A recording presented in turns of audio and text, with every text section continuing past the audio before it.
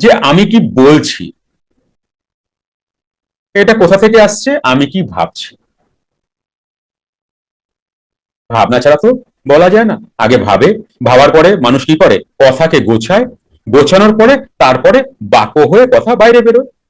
এটাই তো সিস্টেম। আগে কিছু আমি তোমাকে বলবো, তো আমি ভেবে নিলাম, ভেবে নেওয়ার পরে আমি কিছু কথাকে গোছালাম, গুছিয়ে তারপর আমি প্রেজেন্ট করলাম তোমাকে। এটাই তো আমরা সবাই করি।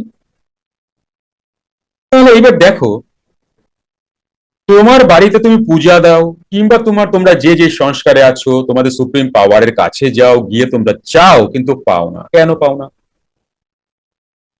কারণ চাওয়ার সময় তো প্রথম কথা চাইতেও জানি না। বাবা আমার যেন ছেলেটা পাশ করে, বাবা, মা আমার যেন ছেলেটা, মেয়েটা, আমার যেন, তুমি কোশ্চেন লাগিয়ে দিচ্ছ।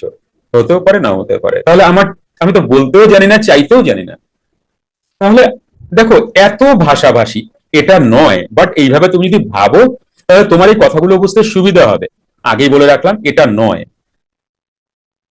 দেখো, এত ভাষাভাষীর এই জগৎ, সবারই ভগবান আছে।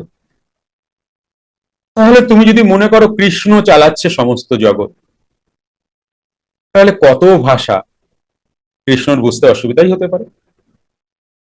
এইভাবে ভাবো। বা ধরো সৃষ্টিকর্তা, যারা ঈশ্বর বা ঠাকুর দেবতা, যাদের অন্য রিচুয়াল বা অন্য সম্প্রদায়, তারা সৃষ্টিকর্তাকে মানে। তাহলে তোমার সৃষ্টিকর্তা জগতের সৃষ্টিকর্তা।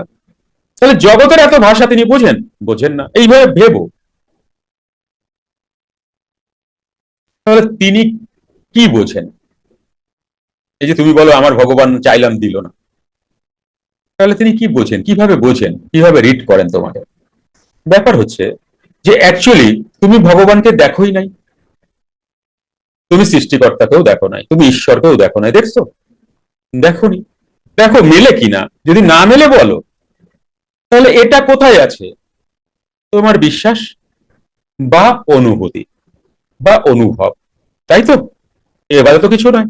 অনুভব মানে ফিলিং। তোমার ফিলিং এ তুমি ক্রিয়েট করেছো কোনো এক ঈশ্বর আছেন যিনি আমার থেকে শক্তিশালী, কোন সৃষ্টিকর্তা আছেন যিনি আমার থেকে শক্তিশালী, তার কাছে আমি জিনিস চাইবো।